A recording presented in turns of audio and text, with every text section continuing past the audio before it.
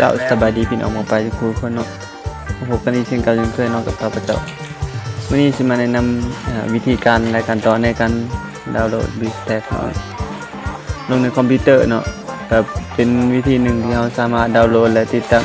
โปรแกรม BlueStack ลงในคอมพิวเตอร์ได้ซึ่งส่วนใหญ่โปรแกรมนี้จะเหมาะสมในการ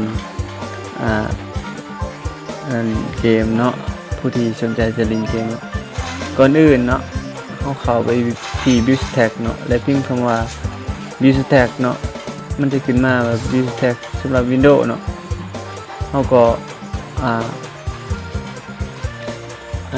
พิมพ์เข้าไปเลยเนาะแล้วก็ทำการ Enter เนาะ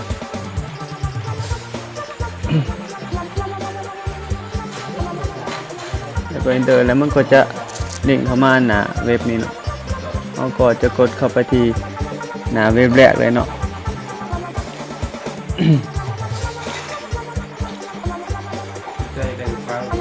คลิกเข้าไปเลยเนาะโอเคเนาะแล้วมันก็จะเด้งเข้ามาหน้านี้เนาะแล้วเราก็ทำการดาวน์โหลดไปเลยเนาะออกมาทางหน้าข้างๆเนาะทางลุ่มเลยเนาะหลังจากที่เราดาวน์โหลดแล้วเราก็ทำการเปิดเข้าไปเลยเนาะ เปิดไฟล์เข้าไปเลยเพราะว่าโปรแกรมนี้เราบ่ต้องแต่ไฟล์เนาะมีแต่ทำการเปิดไปเลย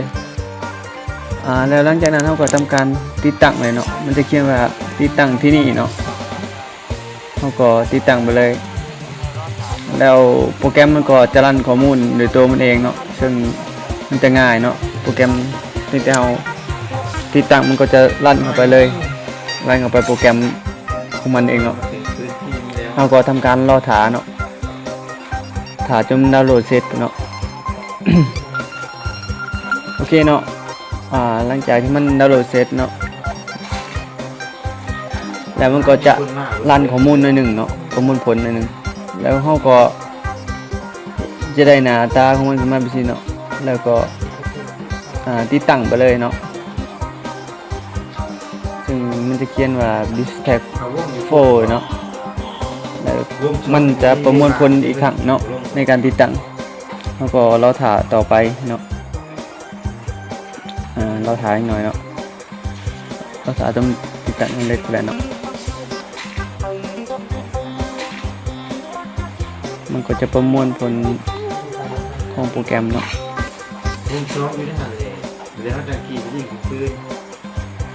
ถ่ายจนมัน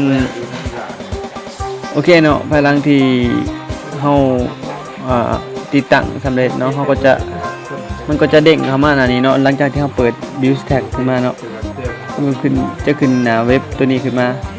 มันจะเป็นลักษณะหน้าตาของมันเนาะถ้าเราต้องการนั้นจะ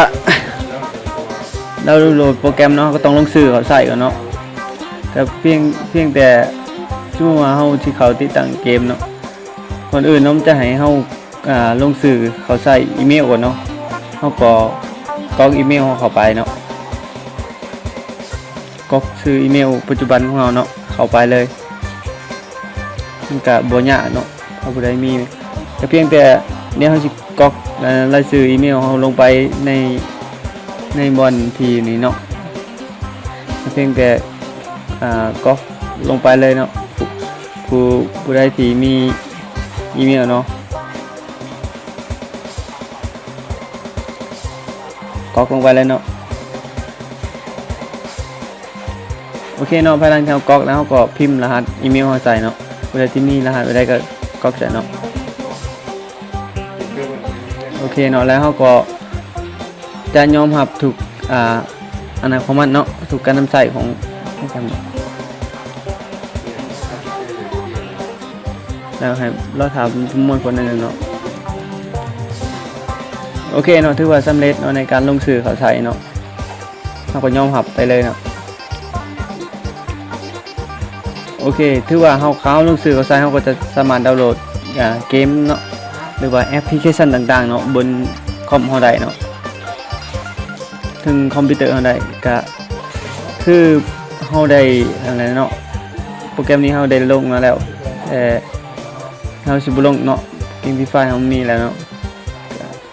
มีแต่ รแกรมนี้ก็ลงได้สำเร็จเนาะก็มีแต่ฝากกดไลค์กดแชร์เนาะกดติดตามช่องเฮาเนาะเพื่อเป็นกำลังใจให้เฮาในการทำคลิปใหม่ๆต่อไปเนาะเดี๋ยวฝากกดไลค์กดแชร์เนาะขอขอบใจ